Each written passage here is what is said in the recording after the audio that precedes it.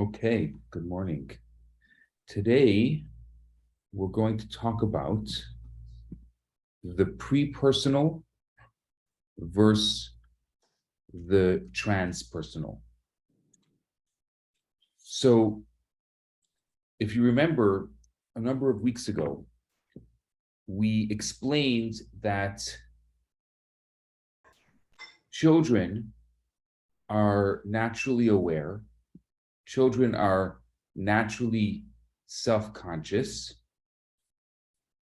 before they become conscious and aware of others.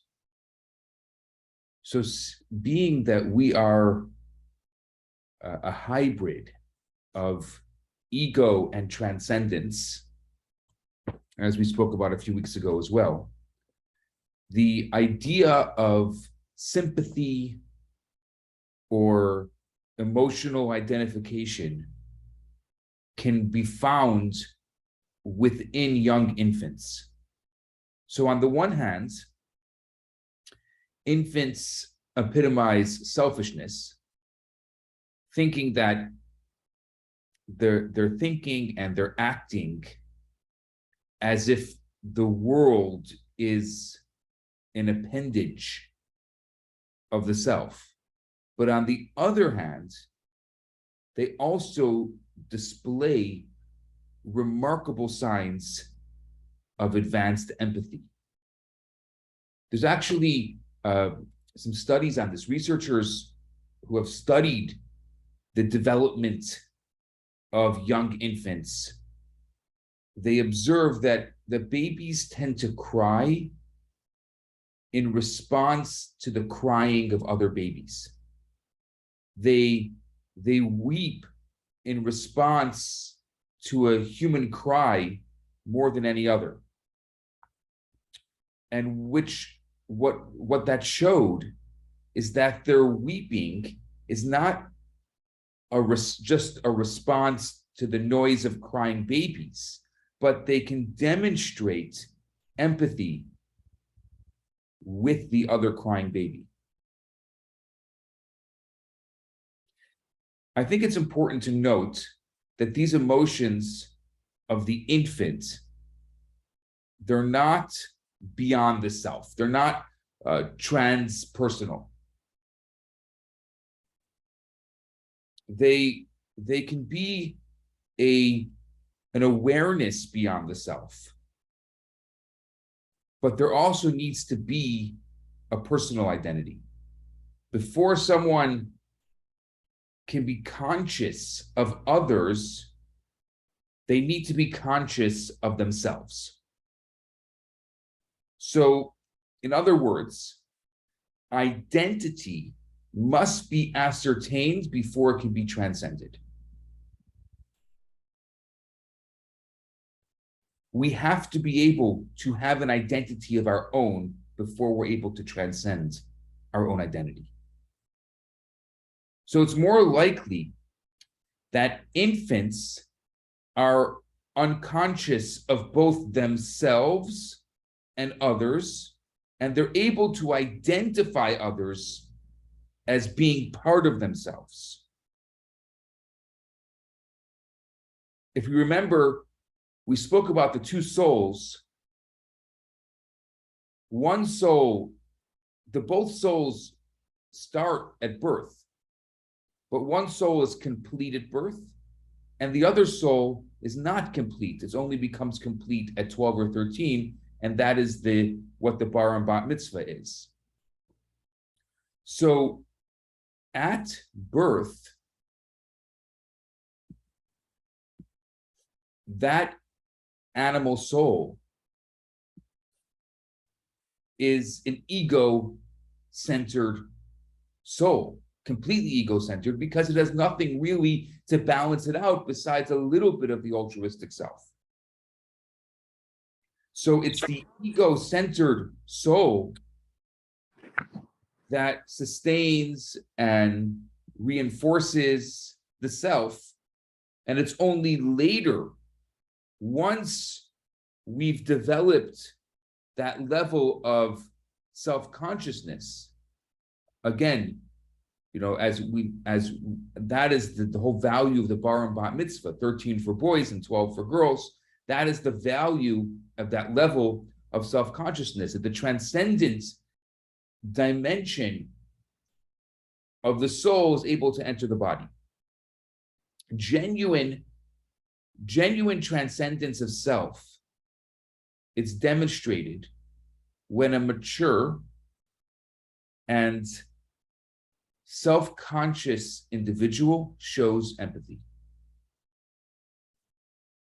That is what genuine transcendence of self is. To be mature and empathetic is to be transpersonal, moving beyond the small and separate self in order to enter the more expansive space that we call the divine self, and the ability to identify ourselves with someone else.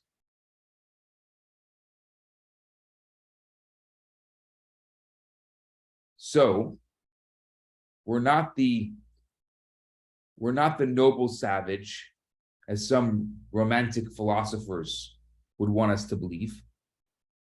And we're not the natural brutes who would want to destroy all of life if only society would allow them, as maybe some cynics would say.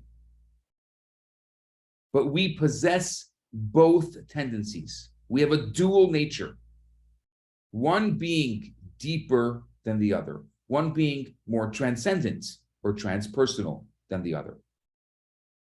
The objective is to refine and integrate the ego, the more surface nature, within the greater context of the transcendent self. Beyond balancing and the reorienting of the ego, it's also important that we make sure that the source and the foundation of our choices are based on this transcendent drive. When our organizing principles are purely based on survival, then our behavior follows the ego. As a result, life is then interpreted as the extension or in service of the small I. And therefore, there will always be friction and there'll always be tension between the self, the separate I of selfhood and the rest of the world. Life on this particular wavelength, this is where competitiveness comes from. This is where there's unnecessary drama. Life in an I-centered monologue is basically limited to our I becoming more significant. Money, power, prestige. As long as my I, my ego is more significant than that person's ego or than everyone else's ego, then we're good. So in this ego-centered world, we need power, we need money, we need prestige, we need anything that's going to be able to feed the ego. And in this state of neediness and dependency, there is no attainable satisfaction. Nothing will ever be enough for the ego. You can get it whatever it wants. You can try to satisfy it. The ego will never, ever be satisfied. But on the other hand, if it's the godly, it's the transcendent self, if it's the divine soul, the actions that we perform are bound up with the infinite power of the universe. And this serves and empowers not only the individual who taps into the vast resources of the soul, but it has a positive cosmic consequence for all of creation, of which each of us becomes a co-creator. So living transcendently, not based on the ego, it allows all of reality to be more positive, to be more sympathetic, to be more open, to be more giving. The ego is very important for survival, but it doesn't allow us to go beyond ourselves. It doesn't allow us to transcend. It doesn't allow us to see beyond. And I'll give you an example. People wonder, why am I feeling down right now? Well, I'm feeling down right now because the ego that I can't satisfy is not being satisfied. Well, I can't satisfy, so then I should always be feeling down. No, I'm feeling down now because I'm trying, because without realizing it, or it could be subconscious or it could be conscious as well. But I am feeding the ego. I am focusing on the ego. I am focusing on that selfish part of myself. So because it can never be satisfied, and I'm focusing on it now, it's going to feel really down. But what if I don't focus on it? What if I change my focus?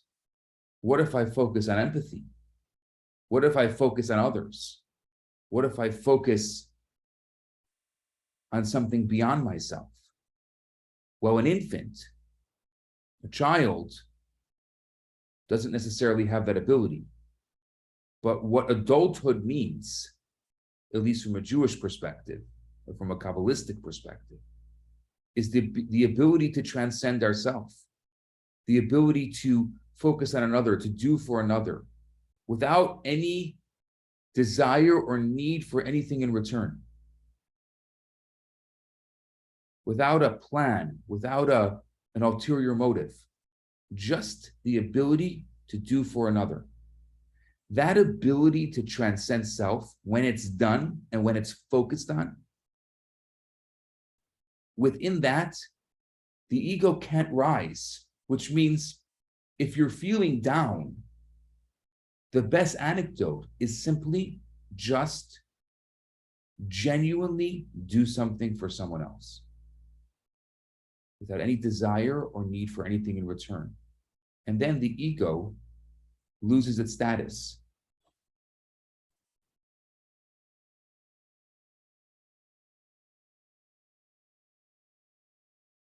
I've been talking for 15 minutes now, so I'll open the floor for questions, comments, thoughts. I have a question. Please. Something that you said earlier on about the soul enters the body, again, from a Jewish or Kabbalistic perspective, at 12 for a girl, 13 for a boy. So how does the soul just enter at that time? Or no, how... so let me clarify. Thank you for that. Okay, thanks.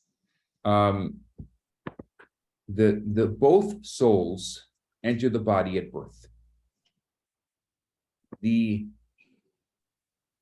animal soul is complete. Okay. The selfish nature is complete at birth. The godly soul, that altruistic, that empathy, that ability to go beyond ourself, that is not complete. Let's say it's 1%. Over the course of the first 12 or 13 years of our life, it develops and becomes more and more. So maybe at the age of 3, it's at 10%. And at the age of 7, it's at 40%. But it develops. it becomes complete. It becomes a complete soul at 12 or 13. And that's what Okay. we celebrate with the bar and bat mitzvah, is we celebrate the completion of the godly soul. Okay, I'm just thinking of the 12 and 13-year-olds that I know, and they're still very much in the ego. So They just are, saying, but they need to, but according to Kabbalah, they can be. You see, to start talking, having this conversation we're having now with a 3-year-old is a joke. even with a 12-year-old, look at our But ages here. with a 12-year-old, they have the ability to discern. Right, You okay. can have that conversation with them. They may still be in the ego because for the past 12 years, the ego has driven their life. It's been the primary element of their life. So you can't expect all of a sudden, godly soul is complete. Ding, you're going to be altruistic. It doesn't work that way. I just wanted to know if there was another age after 12 or 13 that boom, like all of a sudden we became wiser because we found you. Like, when does that, is there another age? 40, 50, Well, 69 and 3/4? Just because the godly soul is complete at 12 doesn't mean anyone does anything about it.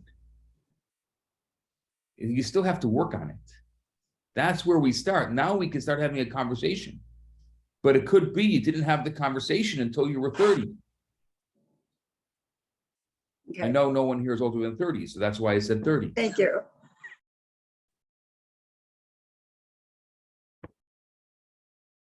So it's, and I say this so often to the boys and girls that I have the privilege of teaching, is that you now have the ability to discern. Before, we couldn't have this conversation. If when you were 6, it was a different kind of conversation. When my 6-year-old wants ice cream, try to reason with her. But with a 12-year-old, you can reason about the ice cream. The 12-year-old has the ability to be somewhat beyond the self. It's not fully selfish if they want to be, and if they're taught and had the conversation with. So does that clarify it? Okay, what else? Anyone else? Wow. Okay. I have a question. Yeah. Kind of riffing a bit on what Cheryl said, because I'm sure we all know adults that are pretty ego driven, and trying to have a conversation to introduce these other ideas or this other possibility is just, talking to a wall with some folks. And I'm not even sure how to go about doing that, but it seems like there's got to be some piece of awareness that there's another way, or that this isn't working, or I don't know if I'm making myself clear, that that coming from the ego for however many years isn't the way to be. So I'm not sure what my question is. I just don't know if there's a way to introduce or support that for somebody else, or does it just have to be a total, comes from ourselves, that we have some glimmer of awareness that there's another possibility? You know what I'm saying? So Kabbalistically, it's there. If the person already celebrated their 12th or 13th birthday, it's there.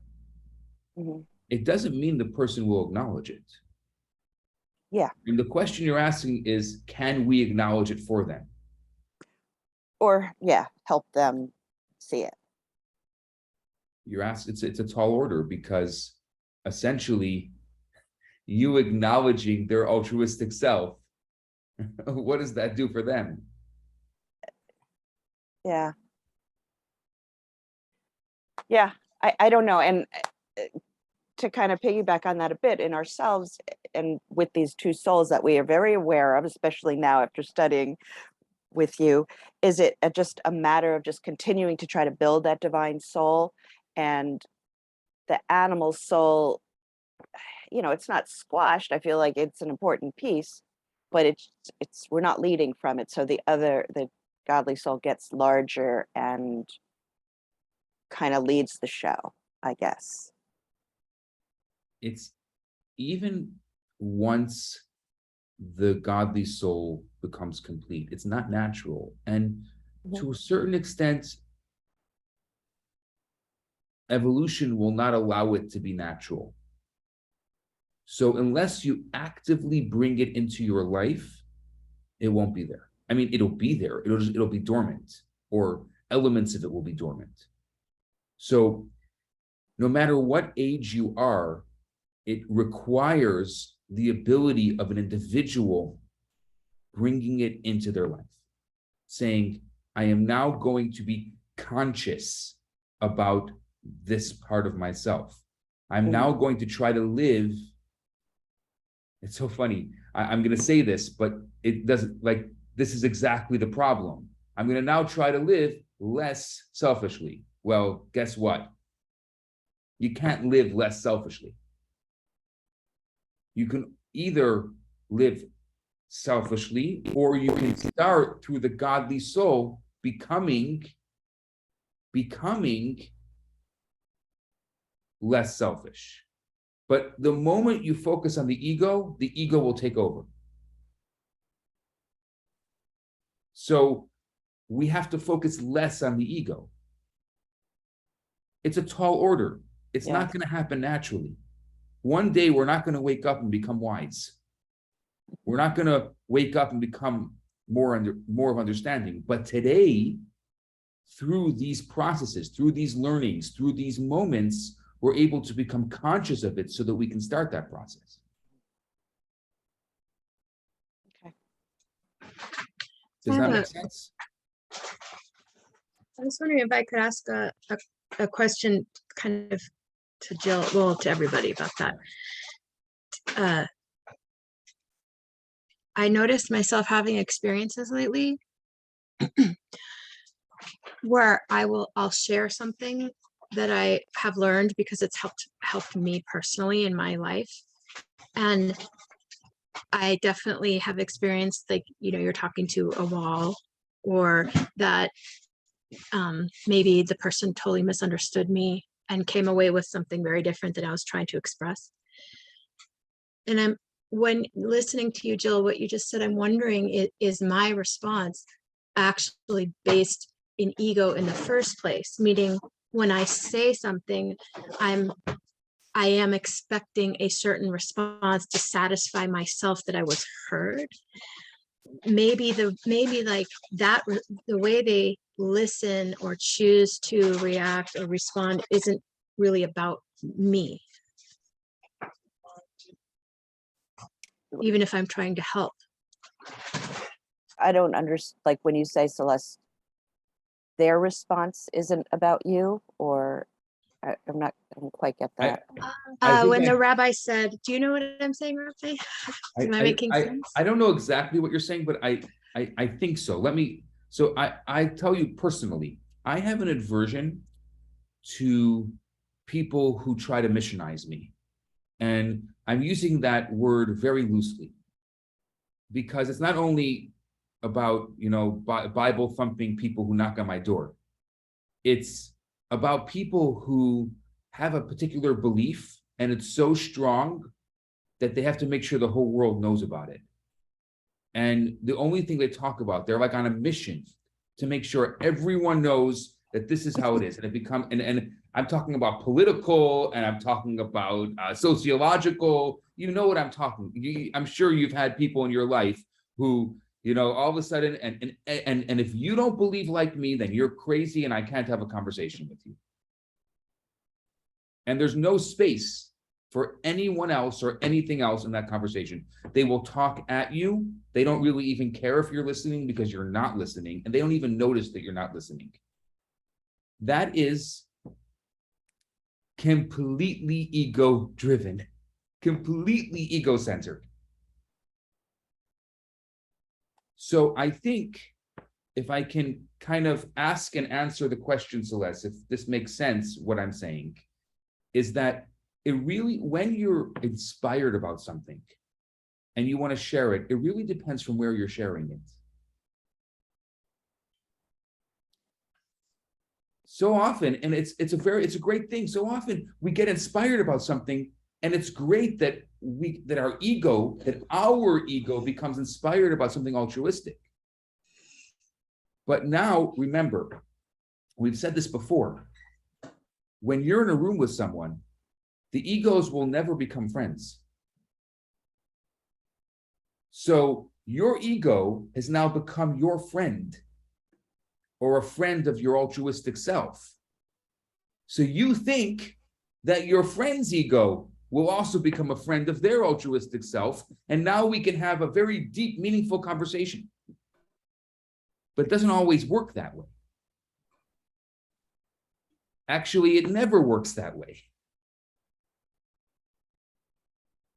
So if you're inspired about something, you have to kind of check yourself and say, I need to connect to their altruistic self. I have to connect to their divine soul. Connecting to their ego, it's just going to become the power struggle, money conversation. There's still a part of ourselves that's jealous. There's still a part of ourselves that wants to one up the other person or one down the other person, depending on who we are. There's always, these egos are always going to, they exist. They're never going away. So if we, and I'm sure, I mean, here you are, you're a person who is growing and becoming better, and you see yourself, you know, you're not the same person that you were a few months ago, because you're constantly actively doing things to change that. And all of a sudden you look at the people around you who are not doing that, and you're like, you're all a bunch of 10-year-olds. And I'm 12. Well, even if it's true, because they're not doing the same level of growing that you are, that's ego-centered. That's you one-upping them. Even if it's true, it's coming from the ego. Because the altruistic self, the divine soul, says, it's okay. It's okay. You can be 10, it's fine. That's wonderful, it's your choice. I still love you unconditionally, and I still think you're an amazing person. I don't care what age you are. I want to share something with you. It's probably, you know, even though you're 10 and I'm 12, it's probably 2 years above your level. But I'd love to be able to share this with you because it's inspiring me. I don't know if it'll inspire you, but it's inspiring me. And I really want to share it. And I want to share it because of my love to you, and because I care about you, and because, you know, I want to connect. I want to connect with you on this level, on this more meaningful, on this deeper level. It happens a lot with couples as well, where one will be growing and the other one won't be. And so they start growing apart. And so one wants to share because they want to figure out a way to come together on something a little more, something a little deeper. And the other one just kind of blocks them. And it's not because they don't want to hear it. It could be a number of reasons. It could be they're not ready to hear it. So, you know, one of the things that we've spoken about before, about the teacher and the student, right? About tzimtzum, about contraction, that you have to remember that you're at a certain level, and the person you're speaking to, you have to be able to contract. So you're inspired about one idea, you have to be able to contract that idea to a level that the person who you're speaking to will be able to understand it.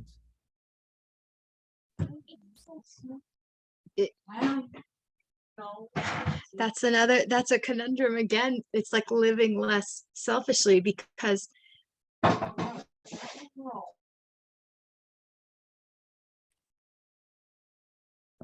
and they're, you know, We didn't 15. hear you. Try that again.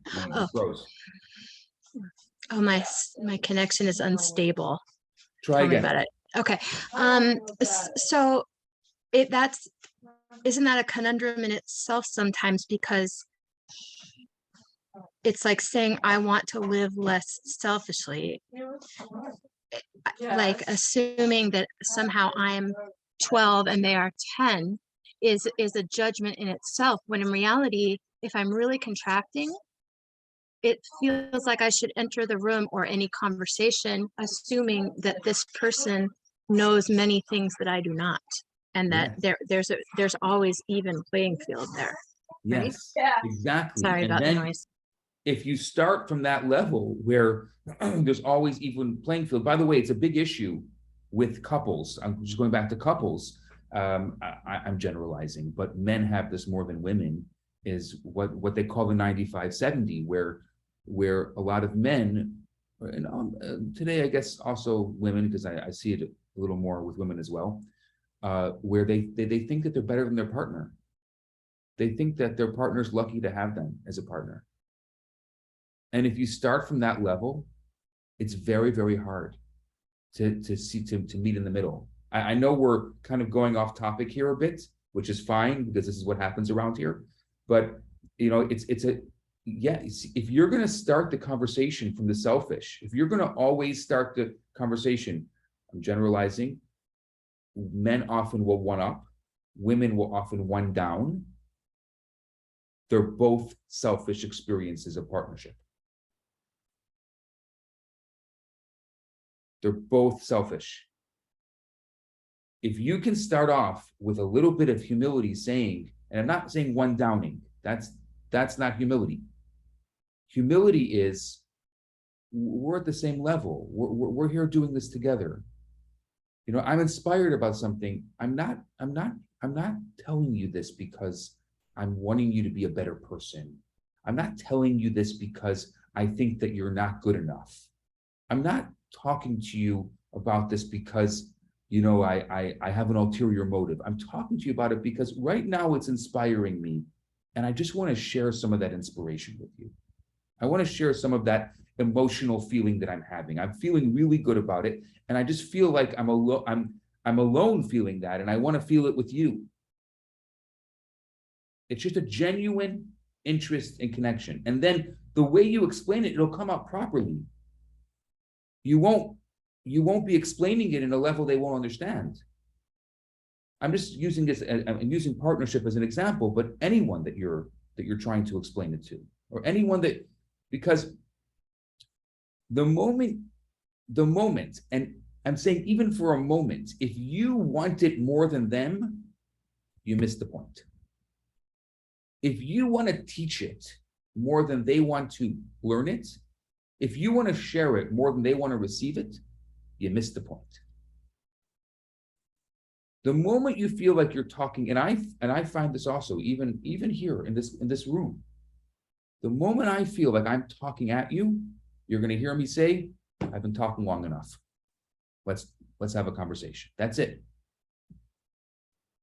I have to check it because I'm inspired about this. I love this stuff. I can talk, I can go on a monologue all day. But if I feel for a minute that I'm talking at you, then we miss the whole thing. That's not what this moment is about. That's not what this time is about. Because I know there's a lot of other stuff going on in your head aside for what I'm saying. And I also know you can only carry one thought at a time.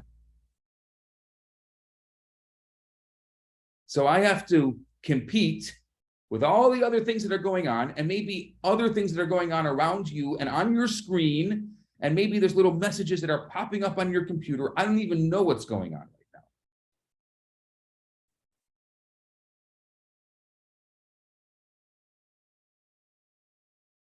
now. But part of my godly soul, I'm understanding that. I know that you're in front of your computer, you have a physical presence around you, you have a more altruistic presence, an internet presence. There's so many different presence. There's so many different things around you that I have to compete with, but I'm not competing with them. Because if I'm going to start competing with them, then our egos, the ego of all of that and my ego, we're never going to be able to compete. So let's forget that. It doesn't even exist.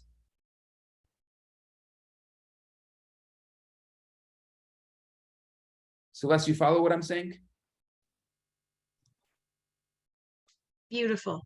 You have just articulated what my soul was wanting to express.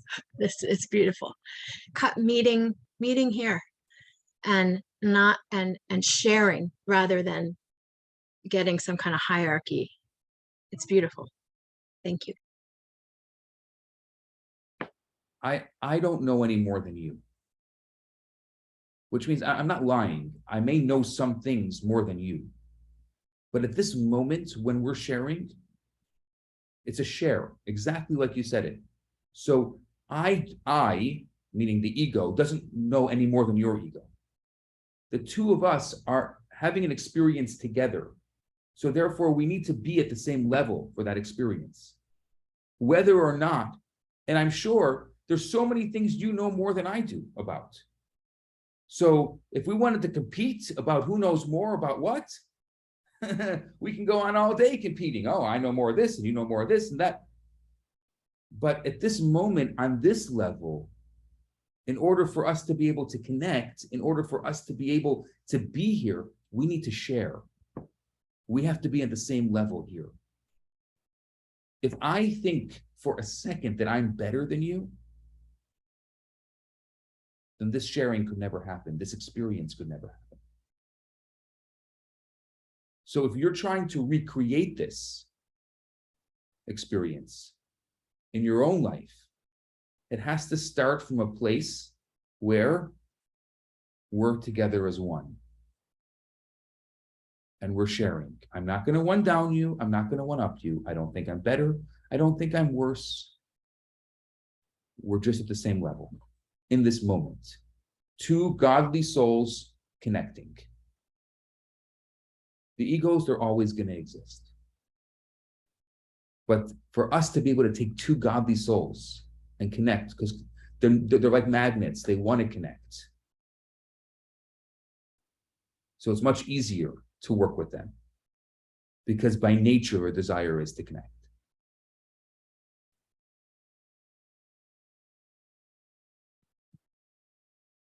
What else?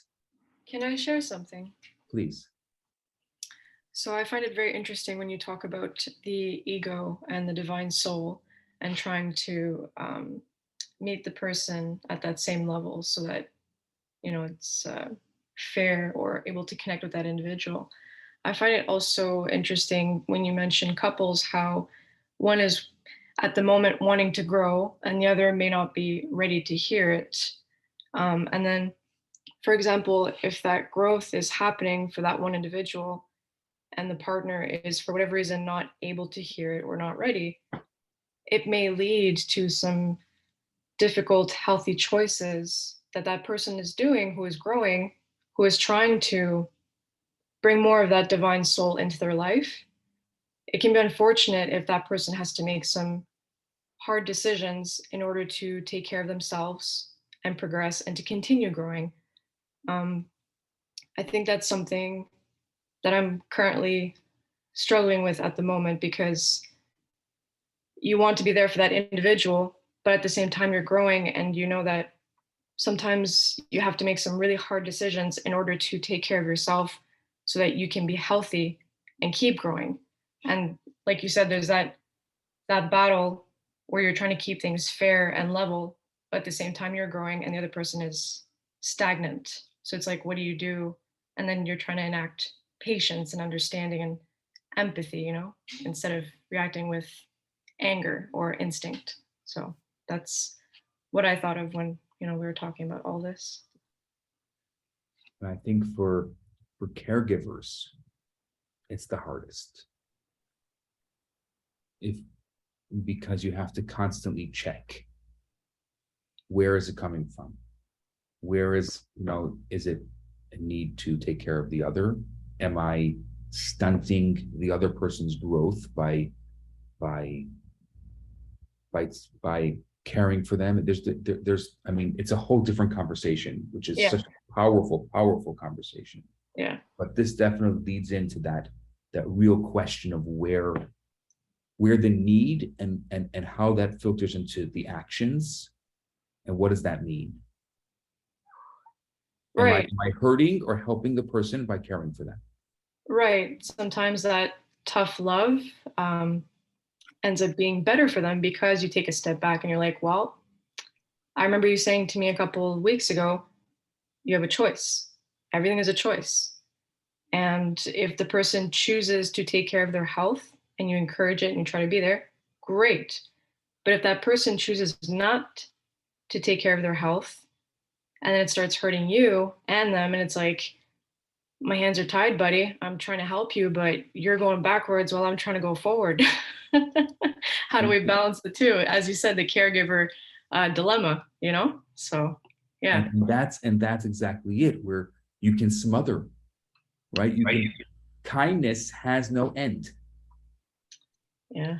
You can smother a person. You can be too kind to their detriment. So if you really care about them, sometimes you can't be kind to them if you really care about them. If it's about you expressing kindness selfishly, then you can smother them. Balance. It's a balancing act. Yeah. A little bit of this, a little bit of that. Too much of this, not a good thing. Yeah.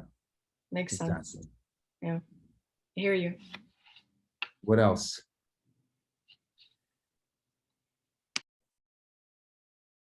Yeah, I haven't had a chance to look at the notes. Is there any questions that came up in the notes? Sorry, I'm looking at all this. May I Yeah, ask, well, I have a quick question about practicality of checking ego. sure. Could you share maybe, do you have any suggestions about self-check? Like when you're in a conversation and you want to just quickly be like, okay, where is this coming from? Do you have anything to suggest about how to like tame that animal soul? It's hard because by nature, I find myself, whether it's something that I've developed or it's my nature or a little bit of both, I'm very emotionally aware of the people who I'm talking to. So the moment I see someone I'm talking to check out, I shut up.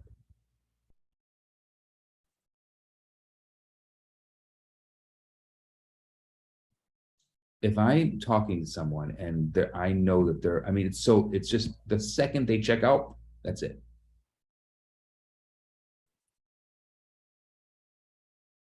And I think I mean, so for me, I feel grateful that I can, if you don't have that emotional awareness, then you have to just kind of be checking yourself all the time and say, am I liking this moment more than the other person? I'll give you an example. I'm sorry, I know people are waiting for questions, but as some of you know, I'm often setting up dates and I introduce people. I'm not a matchmaker. I just introduce a lot of people because I enjoy, happens to be my emotional intelligence allows me to get a feeling for two different people. There's a little skill involved as well, but I really enjoy it. Sometimes I'll check in with the couple after their first date, I don't, pry too much, just to check in, and he'll say, that was the greatest moment of my life. That was amazing. It was unbelievable.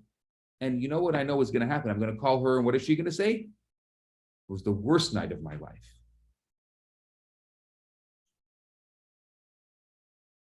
So if you are having way too much fun, and the other person is not sharing that, you should know they're hating every second of this. Which means if you're in a room and everyone's laughing hysterically and you're all half drunk, that's one thing. I don't even mean physically half drunk. I mean emotionally half drunk. But sometimes you're in a room and you're like, I'm sure you know people. They're just talking at you. They're talking at you. Like, shut up already, please. Enough. That's what you're thinking. They think, wow, I have a wonderful person who's a great listener. And that's also a good point as well. Don't feed them by being a good listener to them.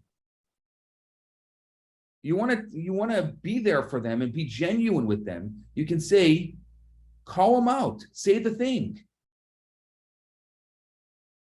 Say, I checked out. I'm not listening to you anymore. Challenge them.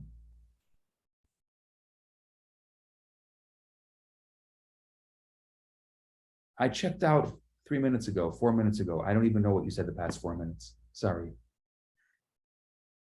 I was thinking about the beach, the waves, the sunshine.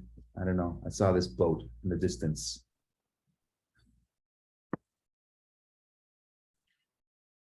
Okay, Fami. Good morning, everyone. So my question, dear Rabbi, is not this part of chesed, like sharing and because like I mean, this is like part of God's what I mean. We have tzedakah to correct wrongs, but sometimes you cannot humanize faith, right? Something happened to the person, you have to, to share something with him. So, and it cannot be material, right? It have to be. But chesed has no end. So you can go on and on and on where you think it's chesed, and it is chesed. It is chesed, but it's not chesed that's received. See, every single kindness that you give needs to be received. You haven't given if it wasn't received.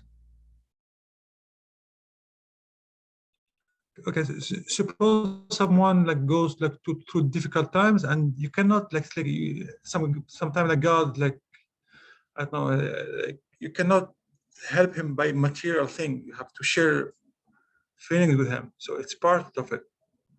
But It's a way to humanize faith, or you humanize faith basically. if you're on the street and there's someone that reaches out their hand and you put a quarter in there, but what if you put a quarter in, you see someone in need and you give them a quarter, but they don't reach out their hand to take it? What happens to the quarter?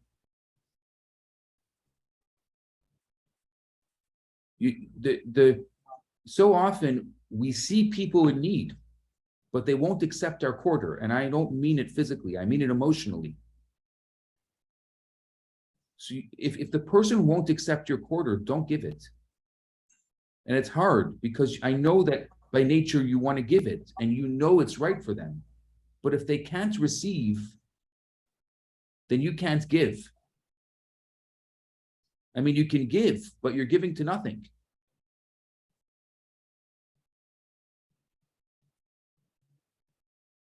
The ability to receive is a very difficult thing. Some people have it can do it a little easier than others.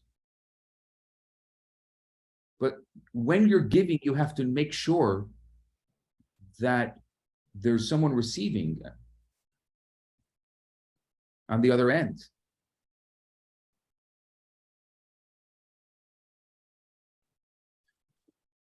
Alessandra, you've been waiting a while. Sorry. Okay, I just had a comment for Celeste. I recently watched a movie on Netflix where it's two sisters, and one of them talks, and never leaves space for the other one to intervene. So when that happens, the other one always answers back something completely irrelevant in a foreign language. And the other sisters keeps talking, because she's not listening. And I thought it was hilarious. Kind of connected with what Celeste was saying. And also, I know I am now good at figuring out when I'm listening to answer. And that's when I know my ego is part of the conversation as opposed to me. So when I find myself very eager to answer now, I know my ego is taking over the conversation from my side. That's a great point, Celeste. I don't know if I just want to, for those who didn't hear Alessandra, because she's not 100% clear, I'll just repeat that. at least in my own words. If you are thinking about what you're going to say next when the other person's speaking, that's ego. If you're not able to listen to someone else when they're talking, and you're just developing your next response when they're talking, then that's an ego-based conversation. The ability to be there and to listen, that's altruistic. That's divine soul.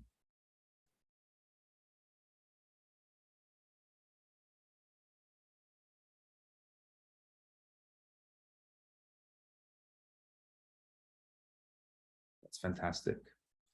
I can't believe it, but it's already 5 minutes to 10. These moments go by very quickly, too quick for me. I love to go around the room and hear a nugget, something that you're taking with you, that not something that you necessarily wind up sharing, but something that you're going to share with yourself today, over and over, more than once. Something you're sharing with yourself more than once today. Celeste, you want to start? Sure. When you said about a collective consciousness, I can't remember the exact wording, but it was essentially when we're acting, when we're leading with the godly soul, it elevates the collective consciousness. So I'll be thinking about that one. Sarah, would you like to go next? Sure. Thank you, Celeste. Again, thank you to everyone for letting me be here and for sharing. I know I'm new and I'm loving this so far. My nugget for today would be earlier when it was discussed how you're more aware and there's space instead of being ego driven for conversation. Someone said something earlier about how, oh, I think it was Alessandra. You said how if you're eager to say something, that's your ego talking. I thought that was a great point. And for me, that I guess that's going to be my nugget, just being a better listener, but at the same time, not thinking of my next response while the conversation is happening. So that's my nugget right now. I thought that was very interesting. Yep. Sarah, that you want to pass it on? Yeah, I'm going to pass it on to Cheryl. Thank you, Sarah. I liked your share today. I was interested in the conversation that Chava, Celeste, I'm having a hard time getting used to you changing names, but I will say that with your conversation with Rabbi about having to meet at the right level or meet at the level that somebody's at. And I keep thinking about the 10-year-old and the 12-year-old and the egos of some people that I know that are really big. And I was also thinking about whoever it was who was taught, Alessandra, about somebody who's just, going on, and you've checked out and that person's talking in another language. And it's like, I have that in my life all the time. It may not be another language, but I try and think, okay, how do I not check out of this conversation when the person is so kind and caring and whatever, but they go on and on. So I'm sorry I rambled on and on too, and I will pass this to Jill. Thank you, Rabbi, and everyone for this class. Thanks, Cheryl. So a couple of things came up. Some of it was, reminded me of, I don't know if it was last week or some recent class, where often the best way to interact with somebody is to validate them, like the Hineni, like they are there. And I've thought of conversations recently, somebody in my life who, there's a lot that probably could do differently, but there are certain things that I really want to support. And I find as I focus on that, maybe I'm just feeding his ego, I don't know, but I know the connection is more solidified. instead of the, well, do this, that, and the other in those other areas that he might be asking advice for, but not really. Validating seems to be a way of connecting and then maybe getting in closer. And then just one more thing. I know the way I've learned or wanted to learn is by example. When I see somebody else being a certain way, and it's not envy or jealousy, it's more of like, I want what they have, and how can I learn that? How can I, I think that's, Rabbi, listening to your podcast years ago, that was the like, I sort of want what he has. What is, so I think that by example seems to be a better teacher than the words. So thank you, everybody. And Fami, good morning. How about you? Good morning. Thank you. So, dear Rabbi, your podcasts are amazing. The last one with the chemist, it's amazing. The guy is it's top. So I will talk about the one previous to the last one, which I liked a lot. It's like, if you have, because we are in a journey to get better, so we don't have to be overwhelmed by the amount of things that we have to do. Just do it bit by bit, and as usual, I double check that. So in the military, so if they want to get let's say a new soldier, and you have to make it better, so they try to make your life hard. So the best way to get through that is to think about tasks one by one. Don't be afraid. Don't think about the big thing, because if you think about the big thing, maybe you will fail, because you can say, okay, I cannot do it. It's too much.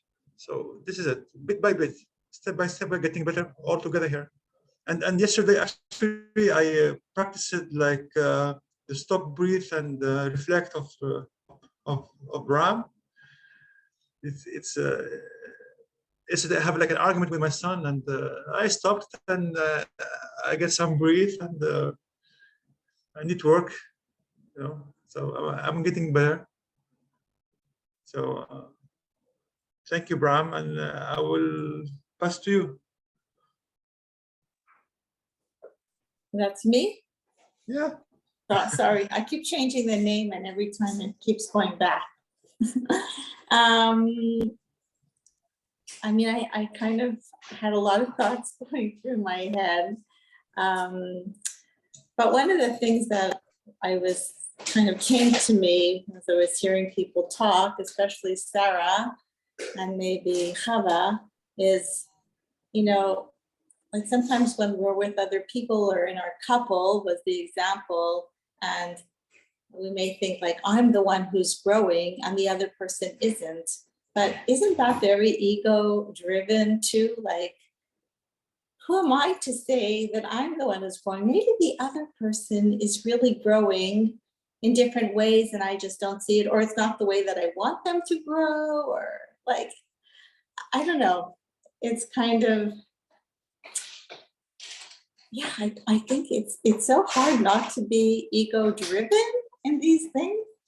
And the other thing that came to my mind is what happens, sometimes there are people who seem to be doing good in the world, but they're very ego driven and it's very obvious. And then you don't really trust what they're doing. Like, why are they doing this? Why are they, why do they want to become director of this or elected to this position or that, And I said, well, because I can fix it. I can fix the world. I see a problem.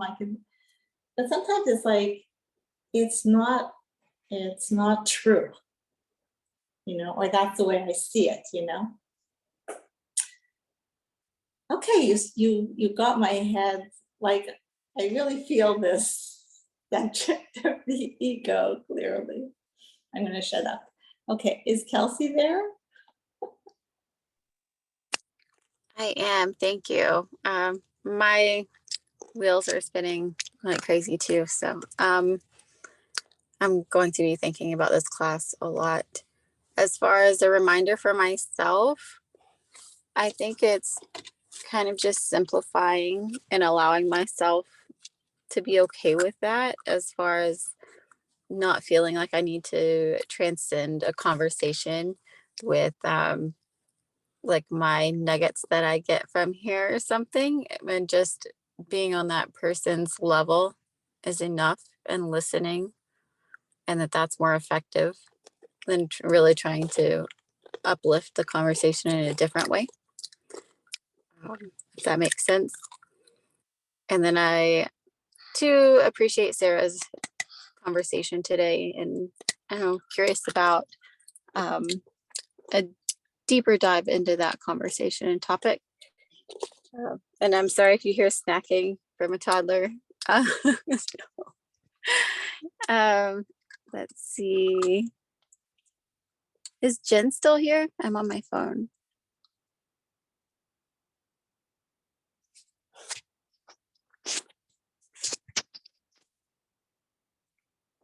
Okay. I think it's just Alessandra left, right? Well, let's No. see what Alessandra.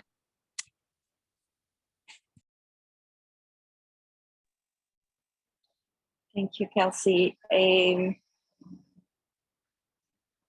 have, in my line of work, I've had to adapt my conversation to the level of others, which obviously, since they're coming to me for advice, they know nothing or not much about what I do or about my field, and they come to me for advice. So I've had to learn how to litsam, how to make the information clear, concise, and short, so that people would understand it.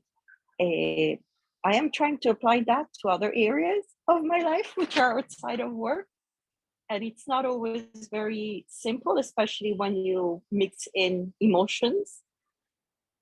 That's when it gets a bit harder. But it's as Fami was saying, one step at a time. It's a day at a time, and we will manage. We'll get that one as well. But I have to say that what I am focusing on in the past few weeks is the think good, it will be good. And I see it like everywhere. Like, I don't manage to get into the government's website. Sometimes I have to log in 20 times.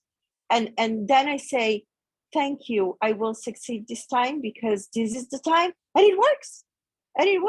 And I couldn't check in for our travel. We only had 1 hour spare between two flights. And I thought to myself, you know what, this is for good. I will get there early. I will get ourselves on a different flight. And I can do that just because I didn't manage to check in. We got to the airport at 6:10. At 7, we were sitting on a flight, whereas our flight was at 10. So I strongly suggest that we all put the good, in front of us when something doesn't go the way we hoped it would go. I think that there certainly is a better option after it. And I see it day in, day out. I'm never disappointed. So think good, it will be good. That I know it's our group name, but it's so practical. It's amazing. So that's what I had to say for today. Not very inspiring, but that's what I had to say. Keep thinking good. Thank you. Did we miss anyone? Rabbi, Yes. would you be interested in joining the fun of a nugget? Oh, that's so.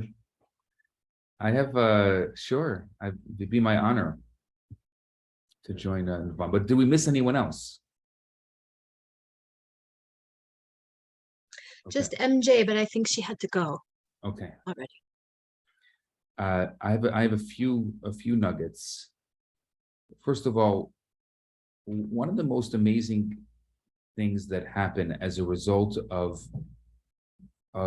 listening and allowing the space to exist is just being reminded And so often, you know, we think that it has to be something new and something exciting, and there has to be, but just being reminded of so many things that we often forget.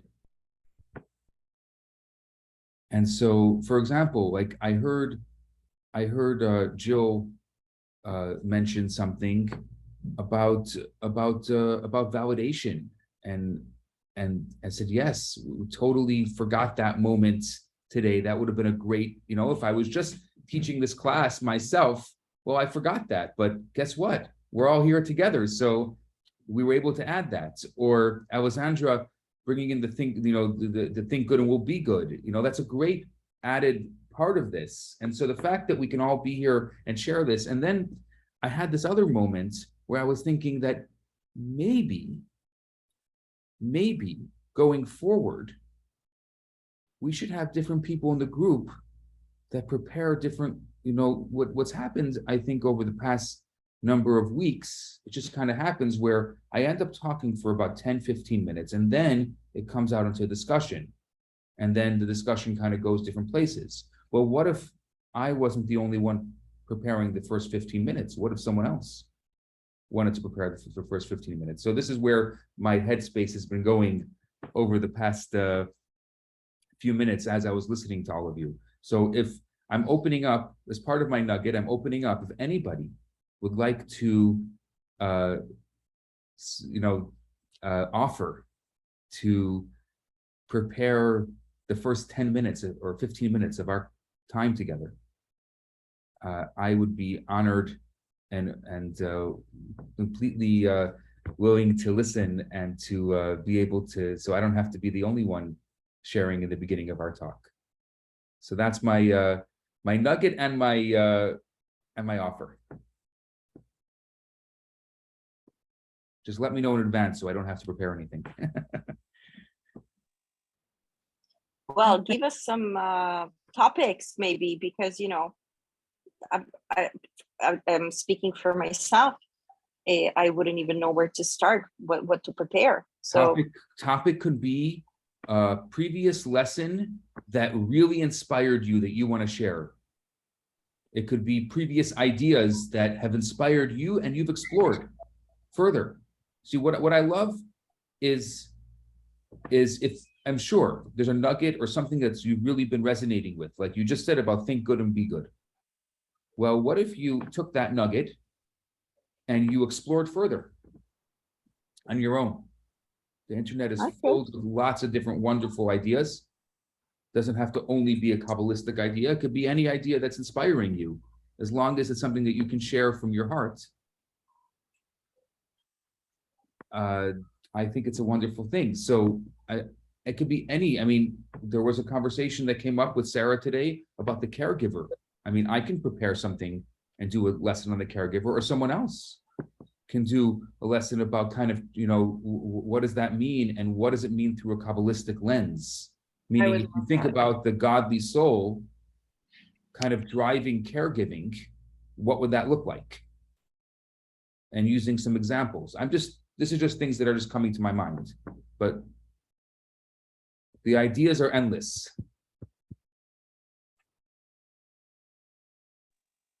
actually something I would be passionate about. And if you could give me maybe some references. Yeah, I'm happy. If you want to. It's what Fahmy discussed, because today when he said one step at a time, one task at a time, one day at a time, because I've been going through some very rough moments in my late teens. And that's how I walked out of it. One day when I decided to say, okay, you know what, you're going to give yourself one objective and you're going to reach that objective. And only when you reach that objective, you're going to set yourself another one. And that's how I crawled out of quite of a hole from my perspective. So it really resonated with me when Fahmy spoke about it. And if you had some references that I could read, I would love to explore that. Alessandra, if you look like how, I mean, why I said I checked it, because like, if you look how high level athletes prepare themselves, high level athletes, like very high, like elite, It's like, let's say you have like tomorrow the championship match. Okay, so you take it like minute by minute, play by play. Don't think. If you think too much, you won't. You will lose because you will say, okay, they are too good. They will beat me here. They will beat me. No, you should take it like step by step. This is exactly how high-level athletes works. Exactly. Maybe I give the wrong example with military, but it's the same. But if you look like high-level athletes, how they prepare themselves, like in the Olympics, in every discipline, this is how they take it. It's exactly play by play, step by step. Don't think too much. Do what is better, what you do best. Don't think about what the other guy is doing. So Yeah, that's a good idea. Like taking some examples from high level athletes. I always think, and it's something I think about every single day. You can only think one thing at a time. Whatever you're thinking about at this moment, that's it. And if you don't like what you're thinking about, then change it. But you can only, you only have the ability mentally, intellectually to think one thing at a time. That's it. So multitasking, it's a myth. Well, not for us girls. We can still cook and talk, True. you know. I agree with Alessandra. You know what? I can't even relate to that because if I try to speak when I cook, the cooking will not go well. What I was gonna say is the question is, which one aren't you thinking about? You know what I tell my kids? Do not upset me while I cook if you want the food to be good, because if you upset me while I cook, the food will be disgusting. Well, yeah, the energy, right? The energy flow will go right into that pot or that Exactly. skillet. I just wanted to say, I know we're late, really quick. I wanted to add to Fami, another, and I'm speaking from the heart, from personal experience. I feel safe enough to say that, like, as an addict, a former addict, issues with alcoholism, this is what saved my life. It's exactly what you just outlined. Same principle as the professional athlete. You just, sometimes it's 1 second at a time. Yeah. I just started reading Atomic Habits, and he talks a lot about that, and it was fascinating. You haven't read it yet. Yeah. what's beautiful about the Torah is like you find it everywhere in different, in different like aspects, different, but it's the same principle there. But it's exactly this, but just like a different spice, different like nuance here, different nuance there. Yeah. It's everywhere, everywhere. If you want to listen, of course, if you have eyes and you can see, you can see it. Okay, the Talmud people are waiting, so we will call this a day, though we can continue this for a long time, but we'll call this a moment for now, and to be continued next week. And for those of you staying for Talmud, we shall start Talmud. Great lesson. Thanks, everybody. Thank you, everyone. Thank you.